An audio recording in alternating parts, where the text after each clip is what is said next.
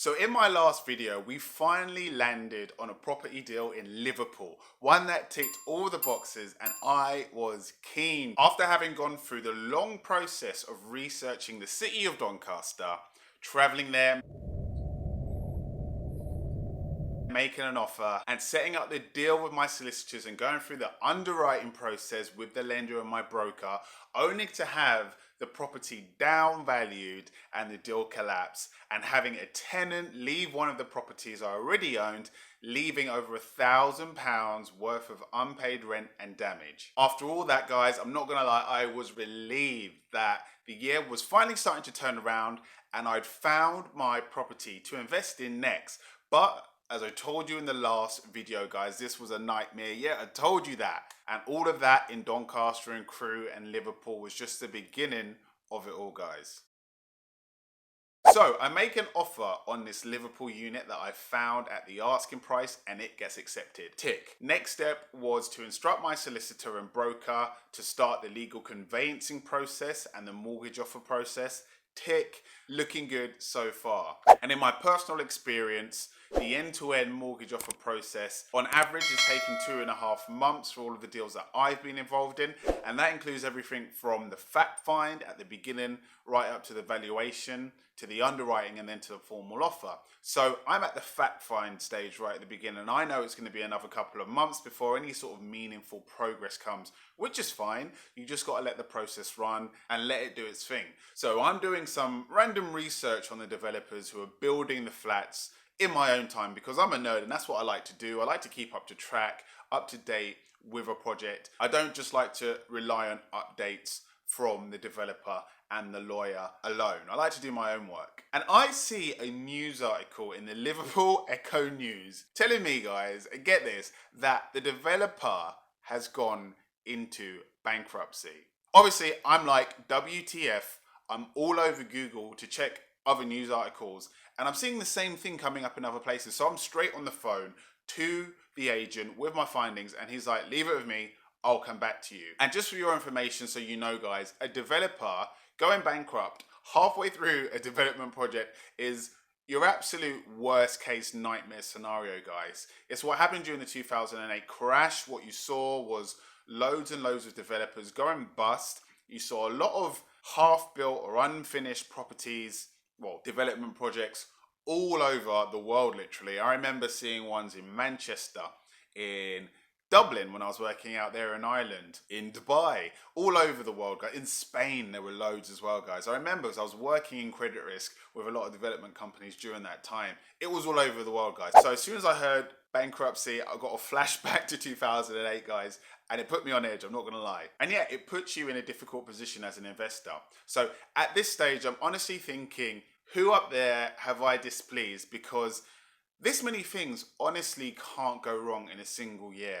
I mean, what the heck is going on? It didn't make any sense, guys. So it turned out that the company building the Liverpool development that I was investing in was part of a group, an umbrella of sister companies, right? So one of which was a hotel company that had been hard hit by COVID, because this was back in May, by the way. And it was a hotel company, not the development company, thankfully, that had gone into bankruptcy. But even though that was a separate company, it was still a sister company. And having worked in banking, guys, what you see sometimes is sister companies lending money to other sister companies. Money flows through them. You know, it's not abnormal. So us as investors wanted to be assured that no money from the development company will be siphoned into the hotel sister company to help them out, because this would put our development that we're investing in at risk. So a letter was written to assure us of this, okay? So another lesson learned, guys, research your developer company, guys. Look at news articles, newsletters, look on Google for any sort of articles or materials or info about their history of delivering developments on time and on quality, guys. And also that there's no financial problems with the developer. So do your research on a development company in your own time as well, guys, before and during, you know, a project. And this really is a first line of defense against investing in a development company which may or may not have the needed experience in delivering projects that you're investing in, guys, and also the required funding to do so. So that was the first scare on this project. The second scare came 4 weeks later in the beginning of June. Again, I'm not making any of this up. I chased my broker at the time just for a general update on how the mortgage application is going. And he rings back to firstly say he's been meaning to get in touch with me. They always say that when you get to them first. Oh, I've been meaning to catch up with you. Anyway, he's been meaning to catch up with me, and he tells me that the lender has decided to decline lending on this development. It's above me now. Because of the following, okay? He said, firstly, they said that it was a non-standard construction development. So just to give you a bit of a background, the development, as I said in my previous video, and as you saw in the footage, was a conversion from an office block to flats. And the non-standard construction part, they were basically saying that because it was made out of a steel frame and concrete as opposed to bricks and mortar, that's non-standard construction.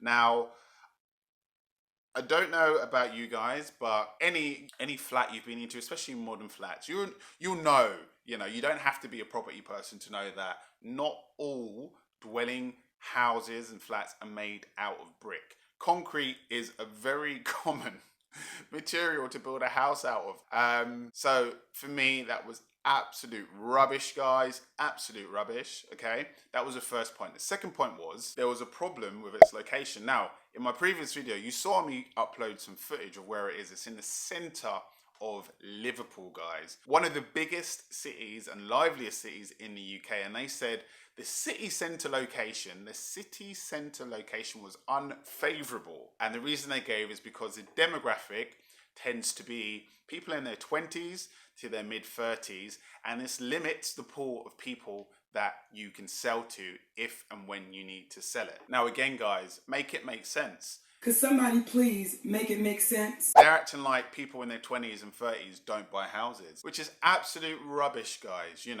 It's almost age discrimination, right? The third reason was that there aren't many comparables in the surrounding area, and therefore they can't validate that the price is correct. Just so you know, a comparable, as the name suggests, a house or a unit that is similar or if not the same as the one that's being sold. So I'm buying a 1-bed flat that's being converted from an office to residential units. It's 1 bed, it's made out of concrete and steel frame, and it's in the center of Liverpool. And what they're saying is that there aren't any comparables. They can't find comparable dwelling units to compare with that. Again, guys, not even that it doesn't make sense, it's absolute rubbish. So those were the reason, guys, and having read and researched subsequently and during the time and what's been happening and what has happened and what is still happening in the market with regard to lenders and valuers, guys, there's been a ton of down valuations by valuers.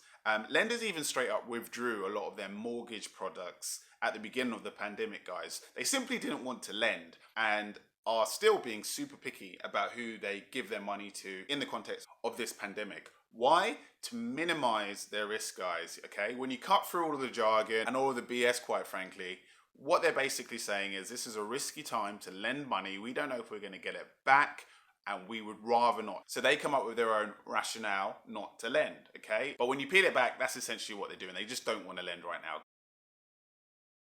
So I'm thinking there's pretty much no chance that the Liverpool developer is going to drop the price. So I pretty much put the Liverpool development to bed.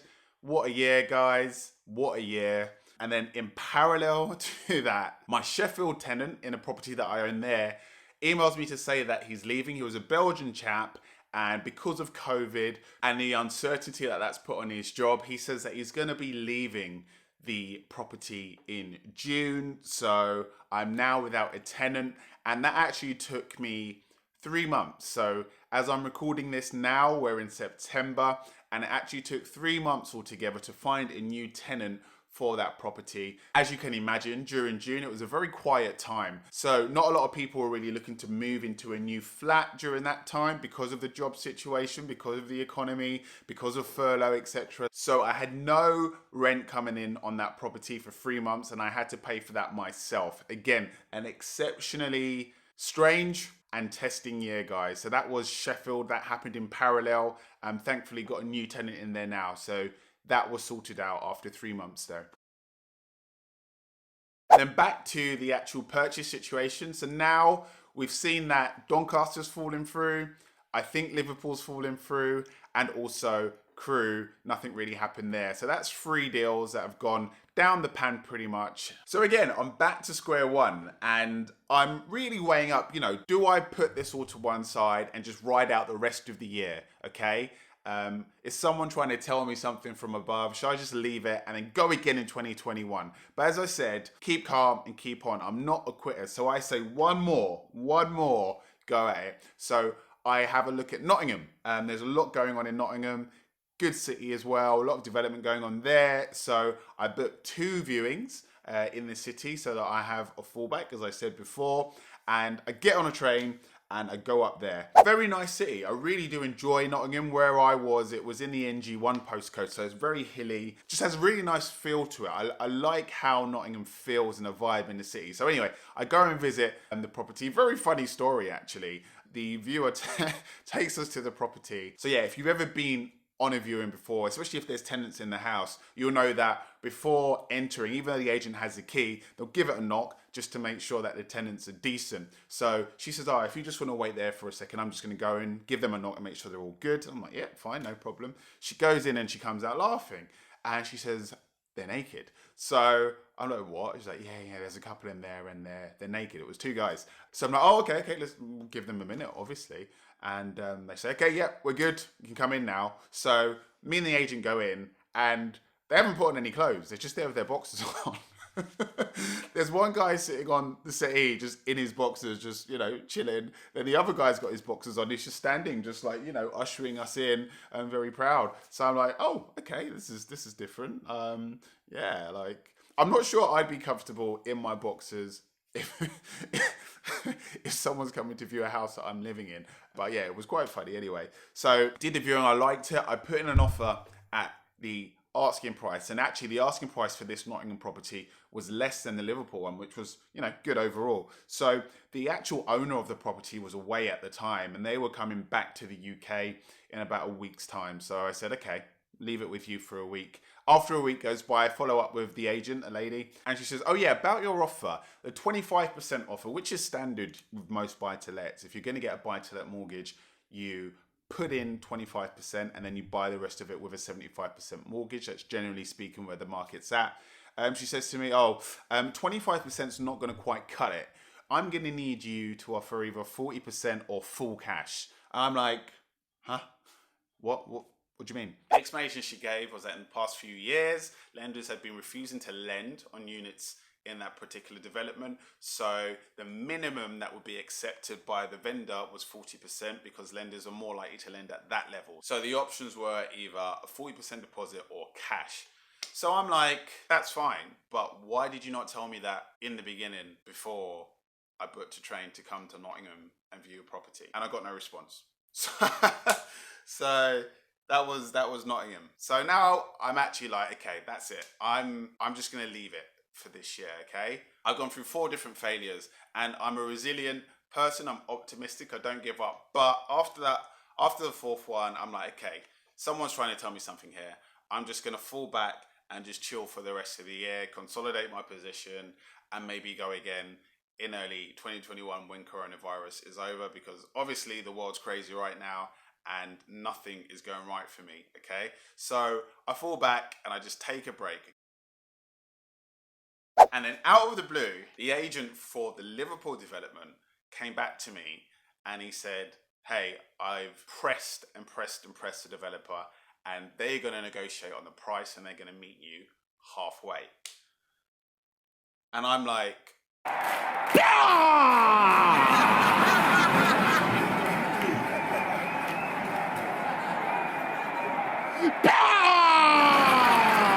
some grace, finally, some grace, okay? So I'm like, wow, that is amazing. So basically, the way it worked out was I'm going to be able to buy this property in Liverpool at a lower price. I still have a mortgage, but they're only willing to loan me the mortgage up to a certain amount. So I have to make the difference, okay?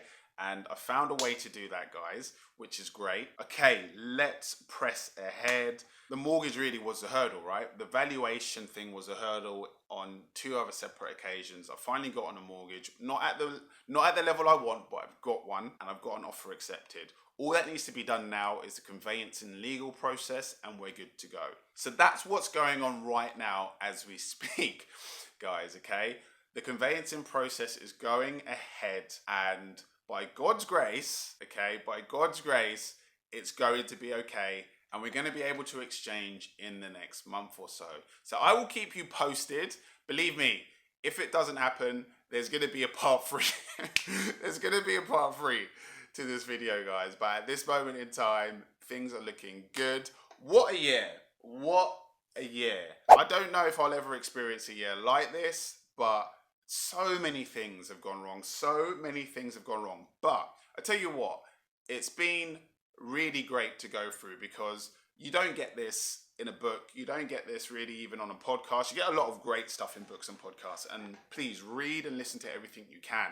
But these are situations that are very abnormal and very unique. And once you go through them and you're able to navigate your way through them, you're really richer for the experience and you have a lot more knowledge, right, in your locker. So, you know, property is not straightforward. It is up and down. This year is testament to that. However, it has been fun. It has made my heart stop a few times along the way. However, I feel that I'm a much better and stronger and knowledgeable property investor for it, guys. I really hope that you enjoyed this video. I couldn't have made this up, but there you go. And I'm really giving it to you guys so that you benefit from it and you can take the lessons that I've learned without having to necessarily go through them. If you like this series of videos, please do comment, please do like and subscribe.